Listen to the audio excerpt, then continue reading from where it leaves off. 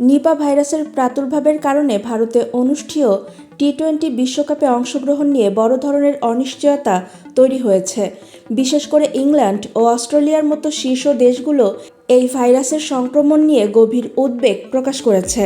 পাকিস্তানের সংবাদ মাধ্যম GNN/HD এর এক প্রতিবেদনে দাবি করা হয়েছে, ইংল্যান্ড ইতোমধ্যে ভারতে খেলতে যাওয়ার বিষয়ে তাদের আপত্তির কথা জানিয়ে দিয়েছে। নিপা ভাইরাসের ভয়াবহতা বিবেচনায় নিয়ে অস্ট্রেলিয়ার ফেডারেল স্বাস্থ্যমন্ত্রী মার্ক বাটলার ঘোষণা দিয়েছেন যে তারা পরিস্থিতির ওপর নিবিড় নজর রাখছেন।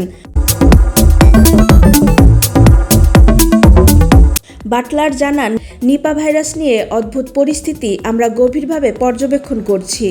আপাতত অস্ট্রেলিয়ায় আসা অসুস্থ যাত্রীদের জন্য প্রোটোকল পরিবর্তনের প্রয়োজন নেই, তবে আমরা সতর্ক রয়েছি। এদিকে যদি ভারতে বিশ্বকাপ না আয়োজন হয়, সেক্ষেত্রে বিশ্বকাপ ভেন্যু হবে শ্রীলঙ্কা, আর সেখানে হলেই বাংলাদেশের ভাগ্য খুলবে। এতে বিশ্বকাপও খেলবে বাংলাদেশ। তাছাড়া আল জাজিরার প্রতিবেদনে বলা হয়েছে, নিপা ভাইরাস করোনা ভাইরাসের চেয়েও বেশি বিপজ্জনক হতে পারে। বিশ্ব স্বাস্থ্য সংস্থার তথ্যমতে এই ভাইরাসে আক্রান্তের মৃত্যুর হার 40 থেকে 75% পর্যন্ত হতে পারে।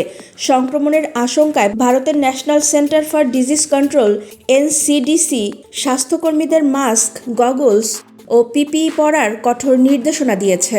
বিশ্বজুড়ে এই ভাইরাসের ভয়াবহতা নিয়ে প্রচার শুরু হওয়ায় খেলোয়াড়দের নিরাপত্তা নিয়ে চরম শঙ্কা তৈরি হয়েছে। পাকিস্তানি গণমাধ্যমের দাবি অনুযায়ী ইংল্যান্ডের আপত্তির পর ইউরোপের অন্য দেশগুলোও ভারতে খেলতে অনীহা প্রকাশ করেছে। অদ্ভুত পরিস্থিতিতে পুরো টুর্নামেন্ট শ্রীলঙ্কায় সরিয়ে নেওয়ার গুঞ্জন উঠেছে।